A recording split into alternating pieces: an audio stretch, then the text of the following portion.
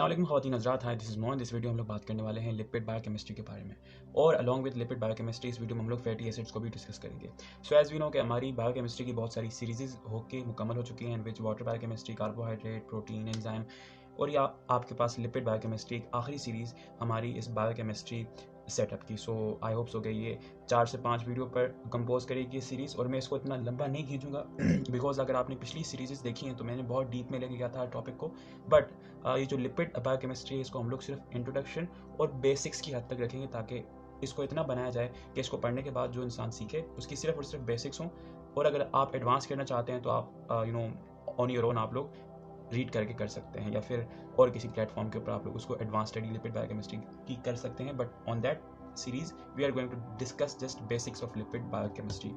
सो अब आइए बगैर किसी देर के डिस्कशन को स्टार्ट करते हैं। सो एज वी नो के lipids, what basically lipids are one of the biomolecules. Because आपको पता है कि अगर हम लोग बायोमोलिक्यूल्स को डिस्कस करें, biomolecules, so first of all we had protein जो कि हम लोग डिस्कस कर चुके हैं। फिर आपके पास कार्बोहाइड्रेट आते हैं जिसको भी हम लोग डिस्कस कर चुके हैं, ठीक है। उसके बाद हमारे पास लिपिड्स आते हैं, लिपिड्स जो हमारा अभी का टॉपिक है। And then we have nucleic acids जो कि हम लोग मॉलिक्यूलर बायोलॉजी में हम लोग उसको डिस्कस करते हैं और हम लोग डिस्कस करेंगे आफ्टर दैट बायोकेमिस्ट्री सीरीज अब एंड हो जाएगी इस लिपिड सीरीज के बाद। ओके, सो अब आइए लिपिड्स को देखते हैं कि इन शॉर्ट आपको पता चल गया कि जो आपके पास लिपिड्स हैं they are one of the biomolecules जिसके ऊपर आपकी लाइफ एग्जिस्ट करती है on this planet, right. So protein का तो आपको पता है कि protein are one of the most fundamental और इसका रोल भी आपको बहुत अच्छे से पता है कि इसके यानी कि एक लिविंग ऑर्गेनिज्म के स्ट्रक्चर को बनाने में, उसके जो एंजाइम को बनाने में और उसके डिफरेंट फंक्शंस को रेगुलेट करने में आपको प्रोटीन की जरूरत पड़ती है। कार्बोहाइड्रेट एज वी नो के एनर्जी हर चीज़ को चाहिए होने के लिए, तो आपके पास जो कार्बोहाइड्रेट्स हैं उनका जो most important function is energy. अब लिपिड्स का क्या फंक्शन है, अब आइए देखते हैं कि बायोमोलिक्यूल्स तो हैं ये लिपिड, लेकिन क्या फंक्शंस हैं इन लिपिड्स के जिनकी वजह से हम लोग इस लिपिड्स को बायोमोलिक्यूल कंसिडर करते हैं। सो अब आइए डिस्कस करते हैं। So if we talk about the functions of lipid that are going to be perform by this molecules, ठीक है। अच्छा, अब लिपिड होते क्या हैं बाय नेचर, बिकॉज आपको पता है कि जो आपके पास प्रोटीन्स हैं वो तो आपके पास पॉलीमर्स होते हैं अमाइनो एसिड्स के, राइट। मतलब इन स्ट्रक्चर बात कर रहा हूँ। So as far as lipid is concern, तो लिपिड के जितने भी आपके पास स्ट्रक्चरल स्टडी है वो हम लोग आगे जाके देखेंगे कि वो किस चीज़ से बने होते हैं। लेकिन इन शॉर्ट आपको ये बताऊं कि जो आपके पास लिपिड्स होते हैं they are also polymers, lipids are also polymers, ठीक है। और उनके जो मोनोमर्स होते हैं उनको आप लोग फैटी एसिड्स कहते हैं।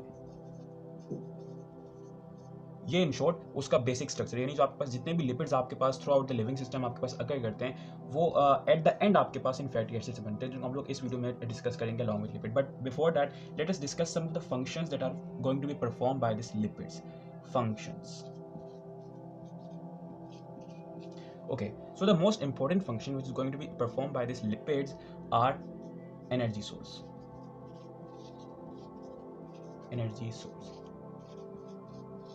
आपको फैट्स एंड ऑयल का नाम आपने सुना होगा। फैट्स जो कि मोस्टली आप एनिमल में देखते हैं, ठीक है, एंड ऑयल जो मोस्टली आप लोग प्लांट्स में देखते हैं। They actually act as energy source. और आपको पता है कि as far as energy is concern तो fats and lipids are far more ahead as far as energy from protein and carbohydrate. Because आपको पता है कि जो आपके पास कार्बोहाइड्रेट है वो तो है ही टोटली फॉर एनर्जी, प्रोटीन भी समटाइम एक्ट करते हैं एज एनर्जी सोर्स। सो अगर आपको फॉसिल फ्यूल के बारे में पता हो, फॉसिल फ्यूल्स यू नो जो आपके पास पेट्रोलियम जो आपके पास नॉर्मल नेचुरल गैस होती है जो आप लोग घरों में यूज करते हैं फॉर कुकिंग, वो भी असल में हाइड्रोकार्बन्स होते हैं, इस तरह से कार्बन की चेन्स। सो जो आपके पास लिपिड्स का स्ट्रक्चर है it is very much similar to that particular fossil fuel, fossil. और आपको पता है कि जितने भी फॉसिल फ्यूल हैं they are the only source of energy as far as conserved energy is concern हमारी अर्थ के नीचे। तो ये जो आपके पास एनर्जी सोर्स लिपिड का फंक्शन है it is very much similar to that particular function of fossil fuel because इनका स्ट्रक्चर ऑलमोस्ट सिमिलर है। और जब आप इन हाइड्रोकार्बन की ऑक्सीडेशन करेंगे, मतलब इनको ऑक्सीजन के साथ रिएक्ट करवाएंगे, so as a result this hydrocarbon is going to be break into water plus exactly carbon dioxide, the normal process of combustion reaction. और इसके नतीजे में एज वी नो कि आपके पास एनर्जी निकलती है। आपको पता है कि जो आपके पास लिपिड्स होते हैं, lipid they produce around 8 kilocalories per mole energy, and on the other hand जो आपके पास कार्बोहाइड्रेट होते हैं, कार्बोहाइड्रेट एंड प्रोटीन अलोंग, मतलब थोड़ा सा फर्क होता है इन दोनों में as far as energy producing is concern. Protein, उनकी एनर्जी प्रोडक्शन इनसे हाफ होती है, यानी 4 किलो कैलोरीज पर मोल। मतलब कि लिपिड्स का एक मोल 8 किलो कैलोरीज प्रोड्यूस करता है और प्रोटीन्स का एक मोल 4 किलो कैलोरीज प्रोड्यूस करता है। सो यानी कि as far as energy source is concern lipid double होते हैं, मतलब जहां तक एनर्जी प्रोडक्शन की बात है, लेकिन इनको थोड़ा सा जो है प्रोसेस करना थोड़ा सा मुश्किल होता है अलॉन्ग विद द, मतलब कार्बोहाइड्रेट के केस, मतलब carbohydrate is very easy to tackle with as far as अगर उनसे एनर्जी निकालनी है, लेकिन जो आपके पास लिपिड्स होते हैं उनसे एनर्जी निकालना थोड़ा सा मुश्किल होता है। लेकिन जो आपके पास ये लिपिड्स हैं, they are also one of the sources of energy. अब किस तरह से, बेसिकली इन शॉर्ट आप लोग एज फार एज इसका स्ट्रक्चर हम लोग अगर बात करें, सो लिपिड्स कुछ नहीं होते, lipids are actually carbon chains, hydrocarbon होते हैं, hydrocarbons just like that. So इसीलिए हम लोग नेचर में ये देखते हैं कि जो आपके पास कार्बोहाइड्रेट होते हैं, they are the prime source of energy. अच्छा, ऐसा क्यों होता है? अगर आप लोग देखें तो अगर मैं इस कार्बन को कंसीडर करता हूं which is a part of this lipid, this one, right, this one CH2O, and मैं एक कार्बन लेता हूं जो कार्बोहाइड्रेट का पार्ट है। सो लेट्स से ये आपके पास कार्बन है, यहां पर भी एक कार्बन के साथ जुड़ा है, यहां पर भी एक कार्बन के साथ जुड़ा है, नीचे इसके पास OH है और ऊपर इसके पास हाइड्रोजन है, ठीक है। अगर हम लोग इसकी ऑक्सीडेशन स्टेट देखें इस कार्बन की, तो वो आपके पास निकल के आएगी 0। बाय, बिकॉज यहां से इसकी ऑक्सीडेशन स्टेट बिल्कुल 0 होगी, because both of them have the same electronegativity, यानी यहां से 0, यहां से 0, यहां से -1, ठीक है, और यहां से +1, -1 +1 0। लेकिन ऑन द अदर हैंड अगर आप लोग इस कार्बन को देखें, सो ये भी आपके पास 4 बॉन्ड बना रहे हैं, एक इस कार्बन के साथ, एक इस कार्बन के साथ, 2 बच गई दोनों हाइड्रोजन के साथ, because carbon is a tetravalent atom. So इस केस में, लिपिड के केस में, कार्बन की ऑक्सीडेशन स्टेट होती है +2 और यहां पर 0। सो यानी कि आपके पास जो लिपिड्स होते हैं उनके अंदर कार्बन मोर रिड्यूस फॉर्म में होता है। सो जितना रिड्यूस फॉर्म में होगा, सो वहां से अगर आप उसको ऑक्सीडाइज करेंगे, ठीक है, यानी देखें +2 से यहां पर इसकी ऑक्सीडेशन स्टेट हो रही है अराउंड -4। सो यानी कि +2 से -4 और यहां से 0 से -4। So because of that reason के जो आपके पास लिपिड होते हैं, they are much more reduced than carbohydrate and protein. That's why उनकी जो एनर्जी प्रोडक्शन होती है वो भी बहुत ज्यादा होती है। सो एज यू नो कि ये एक फंक्शन था इन लिपिड्स का which is acting as a energy source. Okay, so अब इसके बाद वाला जो इंपॉर्टेंट फंक्शन है वो ये है कि जो आपके पास लिपिड्स हैं, they act as membrane lipid, यानी जो आपके पास लिविंग ऑर्गेनिज्म की सेल मेम्ब्रेन होती है, सेल मेम्ब्रेन, वो भी आपके पास लिपिड की बनी होती है, lipid. The most important one are phospholipid, यानी ये लिपिड की टाइप है जो कि आपके पास मेम्ब्रेन को बनाती है, फॉस्फोलिपिड। अगर आपने मेम्ब्रेन स्टडी किया हो तो आपको पता है कि जो प्राइम मॉलिक्यूल होता है उस मेम्ब्रेन के अंदर वो फॉस्फोलिपिड होता है। इसके अलावा इसके अंदर आपको स्फिंगोलिपिड भी आपको मिलेंगे, स्फिंगोलिपिड, और इसके अलावा आपको स्टीरोल्स भी मिलेंगे। एज वी नो के sterols are one of the lipids which contain closed ring structures, ठीक है। सो ये आपके पास एक और फंक्शन है लिपिड का which is acting as a prime molecule और in short the main molecule which forms your cell membrane. इसके अलावा और बहुत सारे फंक्शन हैं जिनमें आपके पास जो लिपिड्स हैं दे एक्ट एज हार्मोन। अगर आपने टेस्टोस्टेरोन का नाम सुना हो, it is also a lipid, sorry hormone, hormones. इसके अलावा they act as electron carriers, मतलब जो आपके पास ऑक्सीडेटिव फॉस्फोराइलेशन होती है इनसाइड माइटोकॉन्ड्रिया जिसमें इलेक्ट्रॉन मूव करता है, it is also carried out by this lipids basically, ठीक है। इसके अलावा जो पिगमेंट्स होते हैं there are also lipids in nature. For example आपने कैरोटीन का नाम सुना होगा which highly present in vegetables like for example carrot, carotene. इसके अलावा ये इमल्सिफाइंग एजेंट का काम करते हैं, मतलब कि डाइजेशन में हेल्प करेंगे, इमल्सिफाइंग एजेंट, जो कि आपके पास इंटेस्टाइन में होते हैं, इंटेस्टाइन, आंतों में, विच हेल्प्स इन डाइजेशन। इसके अलावा they act as coenzyme of different kind of enzyme, मतलब आपको पता है कि बहुत सारे एंजाइम्स ऐसे होते हैं जो कि आपके पास कॉन्जुगेट एंजाइम होते हैं, राइट। तो उनको अपना फंक्शन परफॉर्म करने के लिए एक ऑर्गेनिक या इनऑर्गेनिक सब्सटेंस की जरूरत होती है। तो आपको पता है कि जो लिपिड हैं they are organic, so they act as coenzyme. और इसके अलावा बहुत सारे डिफरेंट फंक्शन हैं जो कि आपके पास ये लिपिड परफॉर्म करते हैं throughout the living system.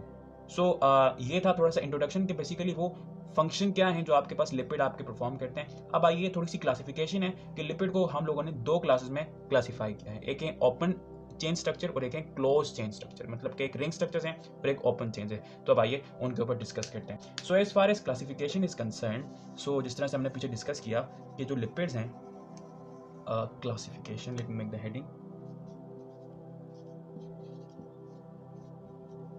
classification. So lipids are basically classified into two different categories.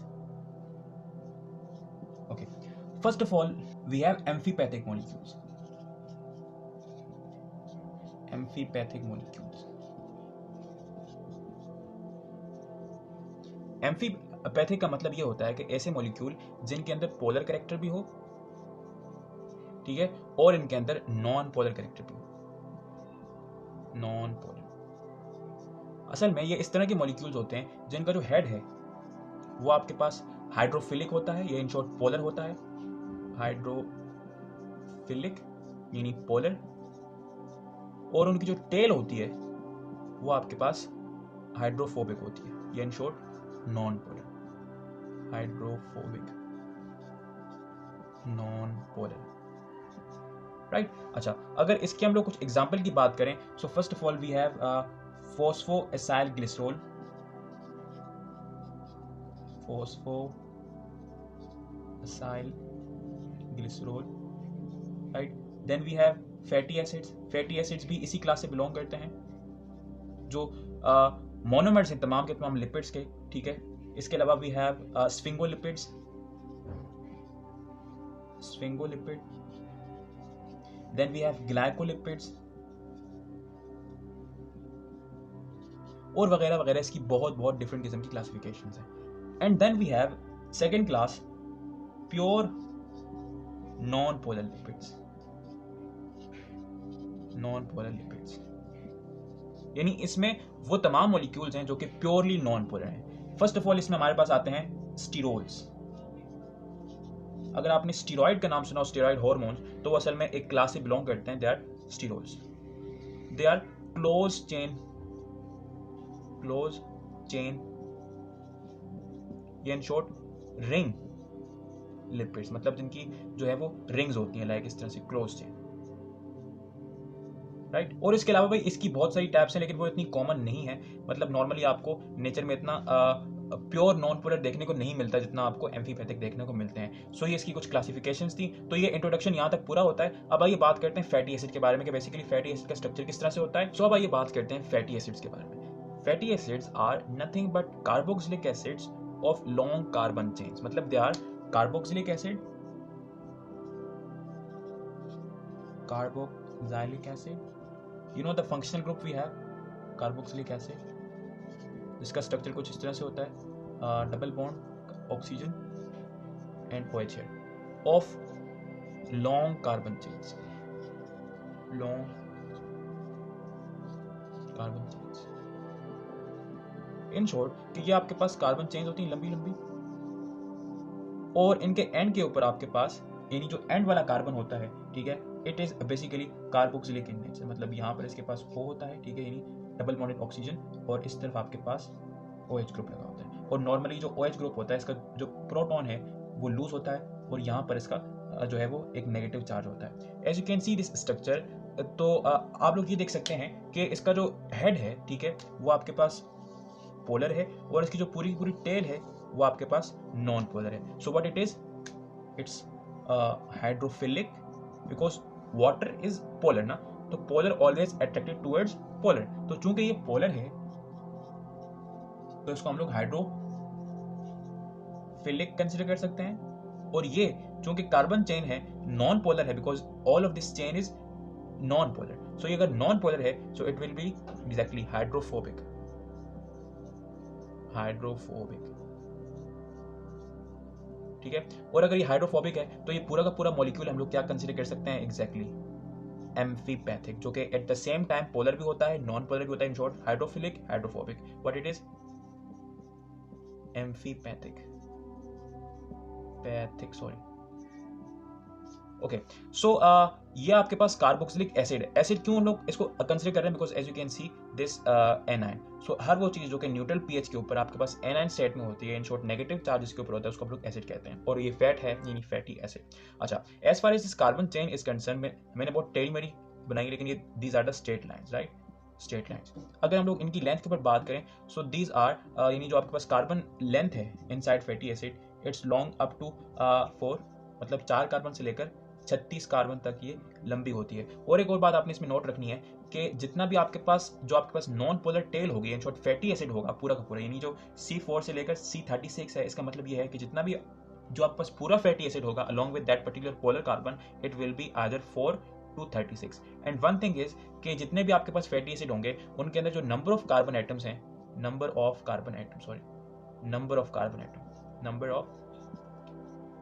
Atom, it will be even, मतलब जो कि 2 से डिवाइड हो सकते हो और उनका आंसर आपके पास नॉन डेसिमल हो। मतलब फॉर एग्जांपल आइदर 4 स्टार्ट में 4 6 8 10 एंड सो ऑन, मतलब कि ऑड नहीं होंगे। ऑड मतलब कि लाइक 5 लाइक 7 लाइक 9 लाइक 11, मतलब कि इस नंबर का आपको कोई भी फैटी एसिड नहीं मिलेगा जिसके अंदर इतने नंबर ऑफ कार्बन एटम्स हो। वो इसलिए बिकॉज आपके पास फैटी एसिड का स्ट्रक्चरल यूनिट है, बिकॉज फैटी एसिड ने भी किसी चीज से मिलकर बनना है ना, मतलब आपकी बॉडी में कोई पार्ट, कोई एंजाइम ऐसा भी होगा जो कि फैटी एसिड को बनाता होगा।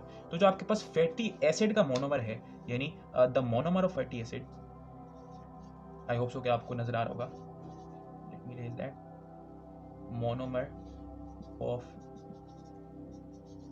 फैटी एसिड, वो आपके पास है सीटेट ग्रुप। और आपको पता है कि जो आपके पास एसीटेट ग्रुप है वो 2 कार्बन के ऊपर बेस करता है, 2 कार्बन। सो अगर एक चीज ने मिलकर ही, मतलब कि एक चीज का जो स्ट्रक्चरल यूनिट है वो 2 कार्बन है, मतलब कि 2 कार्बन है, तो वो कभी भी ऑड नहीं होगा। Because for example let's say कि 6 एसीटेट ग्रुप मिलकर आपके एक जो है फैटी एसिड बना रहे हैं, सो 6 2 12 है ना, तो मतलब कि ये भी एक इवन नंबर है। सो दैट्स व्हाई कि जो आपके पास नंबर ऑफ कार्बन एटम होते हैं inside a fatty acid, it will always be even, because of that कि उनका जो स्ट्रक्चरल यूनिट है it is based on 2 carbon which is also even. So along with that particular property, fatty acids की भी 2 further types हैं।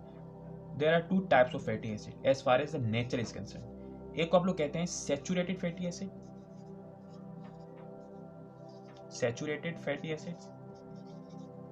fatty acid, ठीक है, and एक को आप लोग कहते हैं unsaturated fatty acid, unsaturated fatty acid। I hope so कि आपने ये सब नोट कर लिया होगा, because I need space to explain this terms. So मैं इस फैटी एसिड को साइड पर बना देता हूँ ताकि हम लोग अगर इसमें कोई डिस्कशन करनी हो तो उसको हम लोग उस स्ट्रक्चर को यूज कर सकें। So as you can see कि जो आपका फैटी एसिड है वो मैंने यहाँ पर बना दिया। अच्छा, अब सैचुरेटेड फैटी एसिड्स ऐसे होते हैं जिनकी जो टेल है, यानी जो कार्बन चेन है, कार्बन चेन, उसके अंदर कोई भी डबल बॉन्ड नहीं होती, नो डबल बॉन्ड, यानी कि वो पूरी की पूरी सैचुरेटेड होती है विद हाइड्रोजन, ठीक है, नो डबल बॉन्ड, मतलब कि कोई भी आपको स्ट्रक्चर ऐसा नहीं मिलेगा जिसके अंदर carbon to carbon double bond exist करती हो, हमेशा से सिंगल बॉन्ड होगी। लाइक फॉर एग्जांपल अगर हम लोग अनसैचुरेटेड की बात करें, बिकॉज अगर आप अनसैचुरेटेड को अच्छी तरह से समझेंगे तो आपको सैचुरेटेड की समझ आएगी। अनसैचुरेटेड ऐसे फैटी एसिड होते हैं जिनके अंदर आपके पास 1 2 और मोर डबल बॉन्ड एग्जिस्ट करती है, double bond, and the double bond will always be in between carbon to carbon। like for example यहाँ पर इस कार्बन और इस कार्बन के दरमियान एक डबल बॉन्ड है। सो इस तरह का फैटी एसिड जिनके अंदर एक डबल बॉन्ड होती है उसको हम लोग दिस वन, उसको आप लोग मोनो अनसैचुरेटेड फैटी एसिड कहेंगे, अनसैचुरेटेड। इसी तरह से अगर कोई फैटी एसिड ऐसा है जिसके अंदर 2 डबल बॉन्ड है, for example one is here, उसको आप लोग exactly di unsaturated fatty acid कहेंगे। और किसी के अंदर अगर 2 से ज्यादा हो, लाइक फॉर एग्जांपल 3, तो उसको आप लोग पॉली अनसैचुरेटेड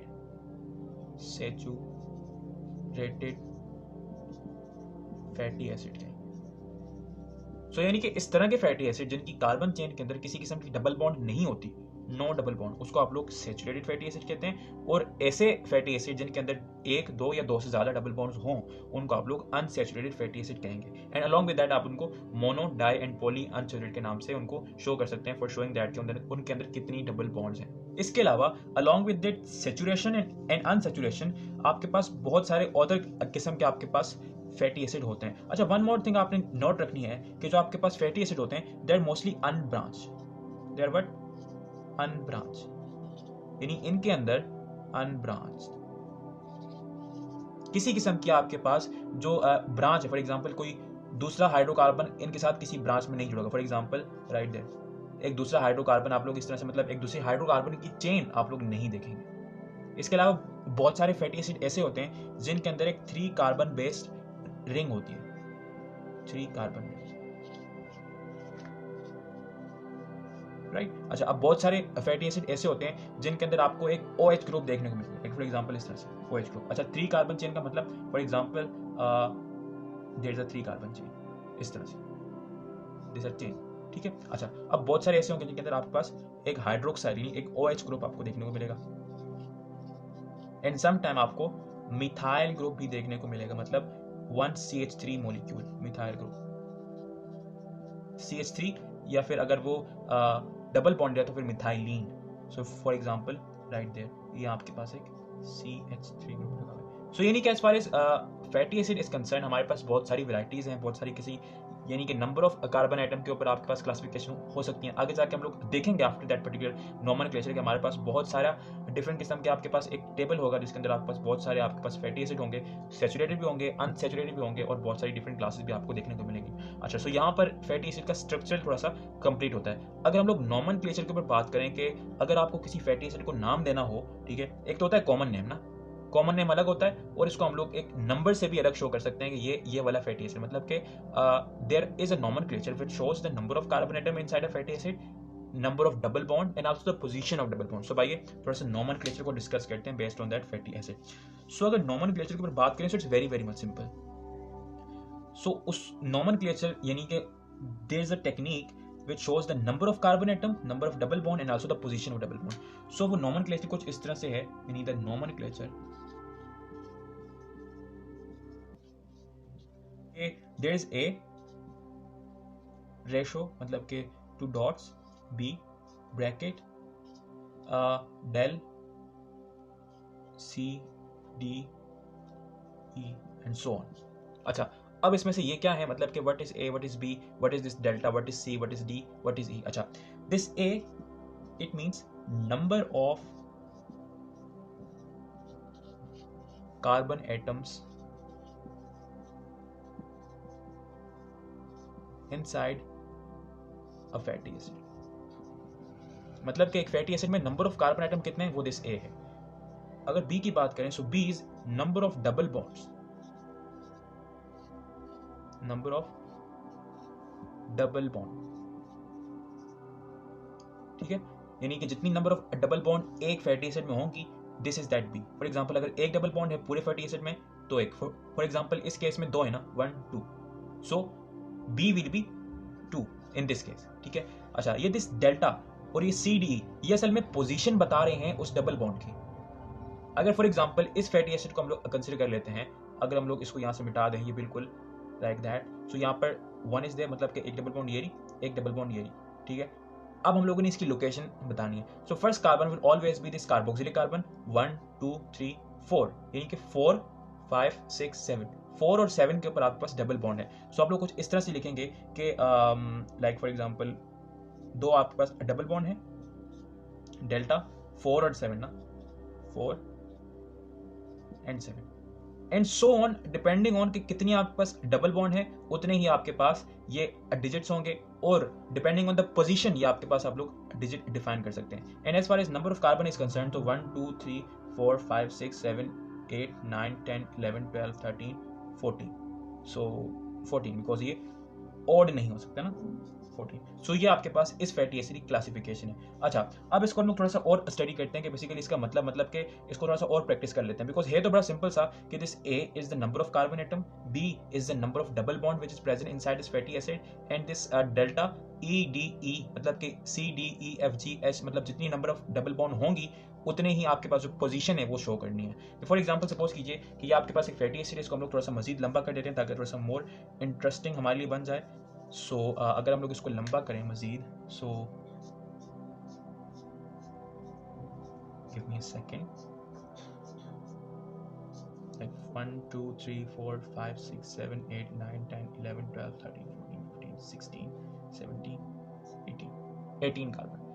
सो 1 2 3 एंड 4। अच्छा, 18 कार्बन है, तो अगर हम लोग इसका नॉमेनक्लेचर में लिखें इसको, सो ए विल बी एग्जैक्टली 18। अब बी यानी नंबर ऑफ डबल बॉन्ड कितनी है, 1 2 3 4 डबल बॉन्ड्स। अच्छा, अब डेल्टा, अब पोजीशन बतानी है आपने। अच्छा, 4 आपके पास डबल बॉन्ड है तो यहाँ पर 4 डिफरेंट नंबर्स होंगे which will show the position of double bond जहाँ पर वो प्रेजेंट है। 1 2 3 4 पे है, 6 7 4 7 7 ही है ना, 1 2 3 4 5 sorry 6 sorry my bad, it's 6 7 8 9 10 पे है, ठीक है, 11 12 13 14। So the last one is your 14. So this basically is the nomenclature by which, in short, you can tell, you can write what is basically inside that particular fatty acid. मतलब all the information which is present inside the fatty acid आप लोग इस तरह से show कर सकते हैं। 18 is the number of carbon, 4 is the number of double bond, and this delta 4 6 10 14 is the position of double bond based on number of carbon कि जहाँ पर वो present है। So ये आपके पास nomenclature है। अब आइए कुछ मजीद प्रॉपर्टीज के बारे में डिस्कस करते हैं। अच्छा, वन मोर थिंग, ये तो हम लोगों ने बिल्कुल एक रैंडम स्टडी किया है ना कि बेसिकली इस नॉमेनक्लेचर में हम लोग किस तरह से स्टडी करेंगे, लेकिन एक बात याद रखनी है कि आपके पास एक पैटर्न है डबल बॉन्ड का occurrence inside that fatty acid. मतलब कि जो आपके पास डबल बॉन्ड है फैटी एसिड्स के अंदर वो एक पैटर्न के ऊपर होती है। मतलब कि लाजमी नहीं है कि जो आपके पास डबल बॉन्ड है वो कहीं पर भी हो सकती है। अब वो पैटर्न ये कहता है कि अगर किसी भी फैटी एसिड में ओनली वन डबल बॉन्ड है, one double bond, so it will always occur at carbon number 9, carbon number 9। अगर 2 होंगी 2 डबल बॉन्ड, ठीक है, so first will be at 9, then the second will be at 12, और अगर 3 होंगी तो थर्ड विल बी एट 15। और ये पैटर्न आपको देखने को मिलेगा ऑलमोस्ट हर फैटी एसिड में। मतलब अगर कोई ऐसा फैटी एसिड है जिसमें सिर्फ और सिर्फ एक डबल बॉन्ड है तो वो डबल बॉन्ड कार्बन नंबर 9 पे होगी, 2 है तो एक 9 पे होगी, दूसरी 12 पे होगी, और अगर 3 है तो 9 12 15। ये पैटर्न आपको ऑलमोस्ट हर फैटी एसिड में देखने को मिलेगा, ऑलमोस्ट हर फैटी एसिड में। लेकिन हमारे पास कुछ एक्सेप्शन ऐसी हैं जिनके अंदर ये पैटर्न फॉलो नहीं होता, जिसमें आपके पास है आर्किडोनिक एसिड। कौन सा? आर्किडोनिक एसिड, आर्किडोनिक एसिड यानी ये वो फैटी एसिड है जिसके अंदर ये जो आपके पास पैटर्न है ये फॉलो नहीं होता। और एक और बात आपने याद रखनी है कि there is no conjugation in this double bond, because एक फिनोमेना होता है which is conjugation of double bond, जिसको आप लोग डीलोकलाइजेशन ऑफ डबल बॉन्ड भी कह सकते हैं।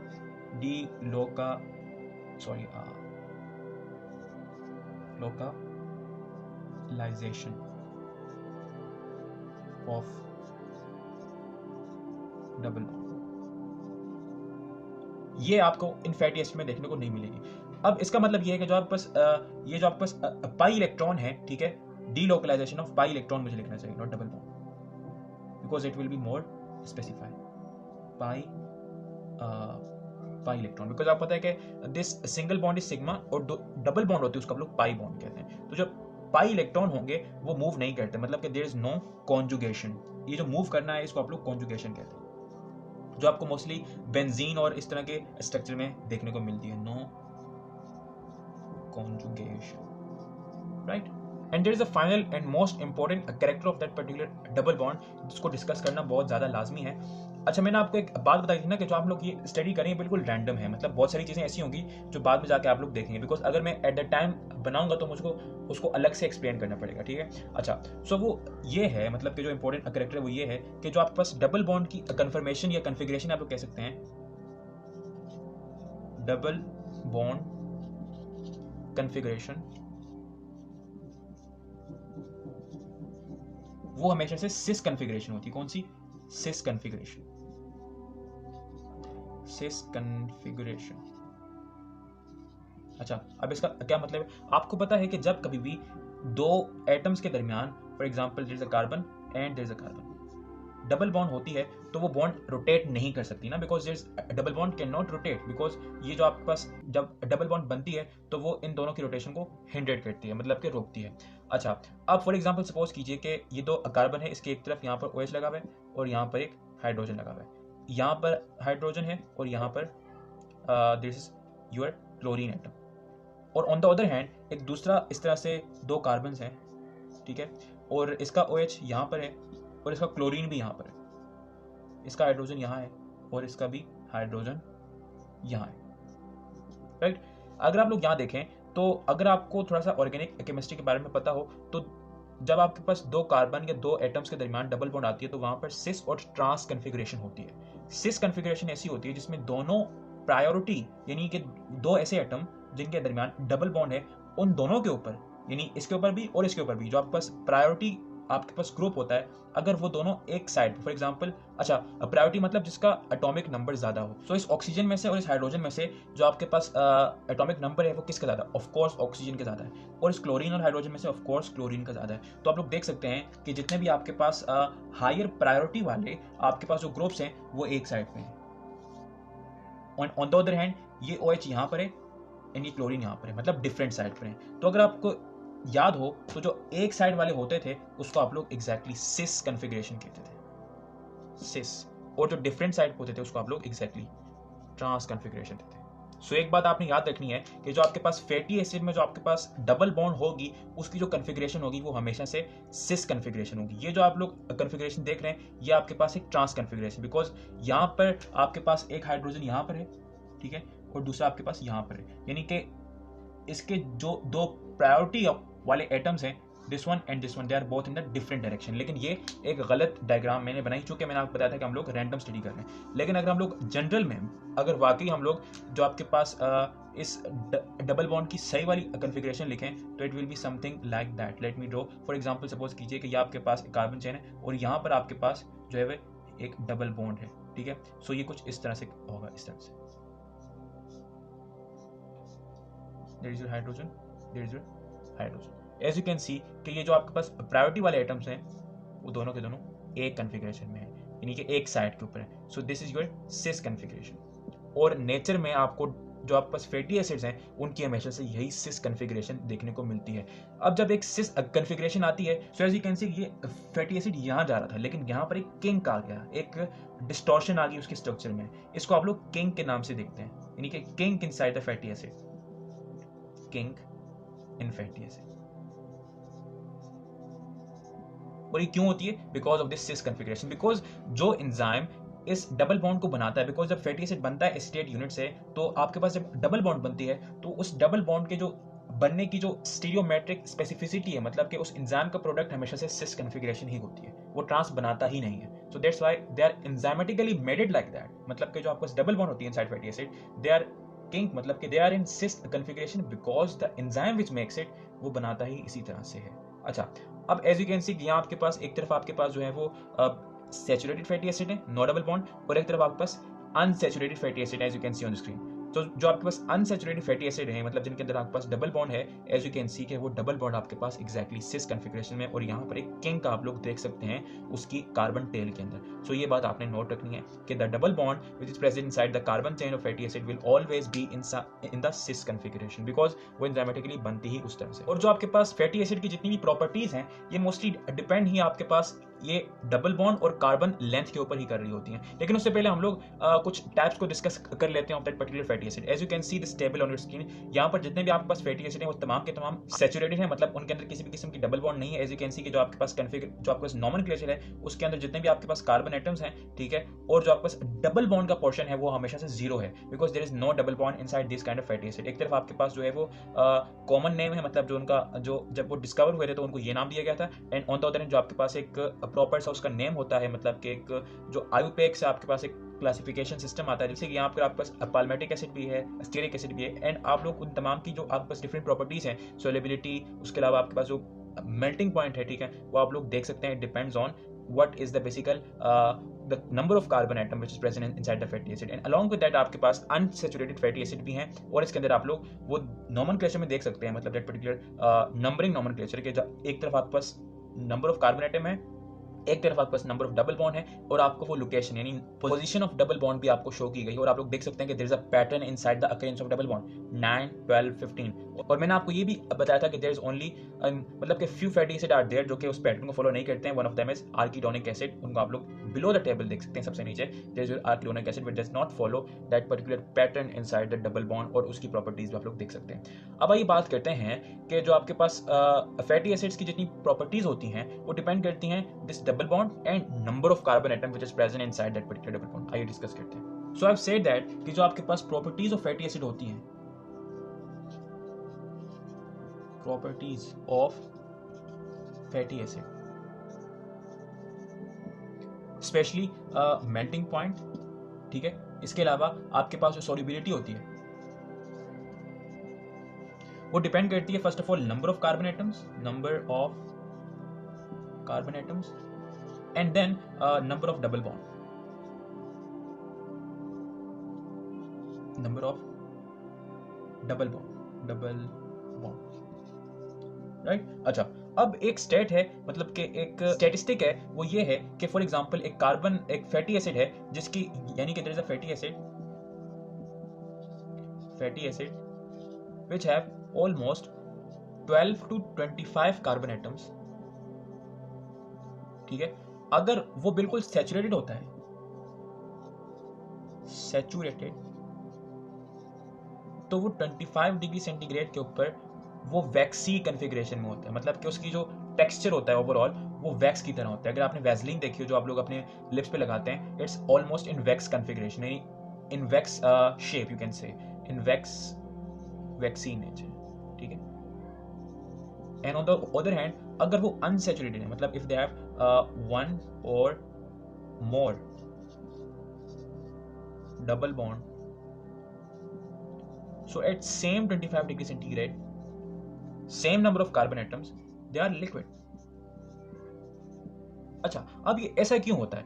अब देखें, जब भी आपके पास डबल बॉन्ड आती है, सो एज वी नो कि वो उस फैटी एसिड की कार्बन टेल में किंक प्रोड्यूस करती है, इन शॉर्ट ये कि वो उसको बिल्कुल सीधा फ्लेक्सिबल नहीं होने देती, बिकॉज एक बात याद रखिएगा, क्योंकि जो आपके पास सैचुरेटेड फैटी एसिड होता है उसकी जो कन्फिग्रेशन होती है, it's configuration it's the most stable, ठीक है। इसके अलावा फ्लेक्सिबल, और उसकी जो आपके पास स्टेरिक हिंड्रेंस होती है सैचुरेटेड फैटी एसिड की, उसके अंदर जो आपके पास स्टेरिक हिंड्रेंस होती है वो ना होने के बराबर होती है, जिसकी वजह से जब वो किसी दूसरे कार्बन चेन के साथ इंटरेक्ट करता है तो उनके दरमियान की जो वंडरवॉल इंटरेक्शन है, वंडरवॉल मैं आपको ड्रॉ करके भी बताऊंगा, वंडरवॉल इंटरेक्शन, वंडरवॉल इंटरेक्शन वो ऑप्टिमम होती है। फॉर एग्जांपल सपोज कीजिए कि there is one carbon chain and there is another,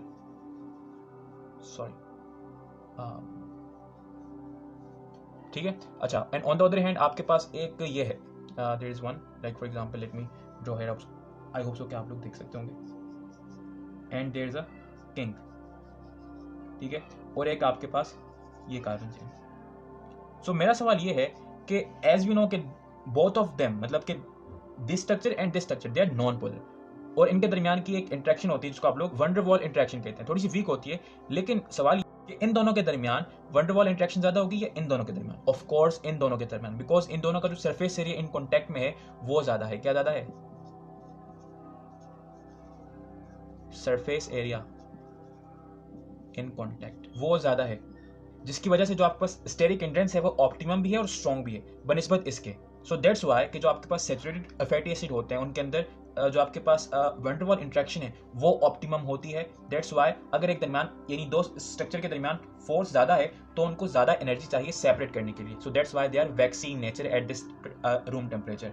and on the other hand अगर किसी फैटी एसिड के अंदर यानी कि अनसैचुरेटेड फैटी एसिड्स हैं, यानी कि एक ऐसा स्ट्रक्चर है which made up of mostly unsaturated fatty acid, तो उनके अंदर जो आपके पास less energy required to separate him out, और उसकी वजह से जो उनकी जो फॉर्म होती है, इन शॉर्ट जो उनका स्टेट होता है एट 25 डिग्री सेंटीग्रेड, वो लिक्विड इन नेचर होती है, ठीक है। अच्छा, वन मोर थिंग, ये जो आपकी डबल बॉन्ड है it can be converted into single bond. किस तरह से? अगर उसकी आप लोग हाइड्रोजिनेशन कर दें। एग्जैक्टली, हाइड्रोजिनेशन से आप लोग जो है वो अनसैचुरेटेड फैटी एसिड को कंप्लीटली सैचुरेटेड फैटी एसिड में कन्वर्ट करते हैं, बिकॉज जो आपके पास हाइड्रोजिनेशन होती है उसके अंदर हाइड्रोजन जो है वो आपको डबल बॉन्ड के ऊपर अटैक करती है, और वो दो कार्बन जो कि आपस में डबल बॉन्ड के जरिए से अटैच हुए थे, जो दो इलेक्ट्रॉन्स आपस में डबल बॉन्ड बना रहे थे, वो दोनों के दोनों एक सेपरेट हाइड्रोजन के साथ यूज होते हैं, और वो डबल बॉन्ड सिंगल बॉन्ड में कन्वर्ट होती है। Let me show you with a simple equation. For example, there is a double bond in between this carbon atom, और अगर आप इनका रिएक्शन हाइड्रोजन से कराते हैं in the presence of a catalyst, for example हम लोग यहाँ पर निकल को लेते हैं, ठीक है, and it will convert into this single bond, यानी कि सिंगल बॉन्ड एंड एक हाइड्रोजन यहाँ पर और एक हाइड्रोजन यहाँ पर, मतलब कि these unsaturated carbons are converted into saturated carbons by hydrogenation reaction, which reaction I hope so कि आपको नजर आ रहा होगा, hydrogenation reaction। और असल में यही रीजन होता है कि जो आपके पास प्लांट्स होते हैं उनका जो आपके पास लिपिड कंपोजिशन होती है वो रूम टेम्परेचर के ऊपर ऑयली होती है, बिकॉज प्लांट्स के अंदर अनसैचुरेटेड फैटी एसिड का कंटेंट ज्यादा होता है, और जो आपके पास एनिमल्स होते हैं उनका जो फैट होता है, यानी कि animal lipid which is fat, it is solid at room temperature, यानी कि एनिमल्स के अंदर फैट होता है ना, it is because animal have high degree of saturated fatty acid, because जितना आपके पास लिपिड के अंदर सैचुरेटेड फैटी एसिड ज्यादा होंगे उतना ही ज्यादा टेम्परेचर रिक्वायर्ड होगा उनको मेल्ट डाउन करने में। So that was it with this video. I hope so कि लंबी वीडियो आपको समझ आई होगी। So if you like this video so please do share this video with your friends and anyone जिसको भी इस वीडियो की जरूरत है। अपना बहुत सारा ख्याल रखें। Thank you so much for watching. Take care self, good bye.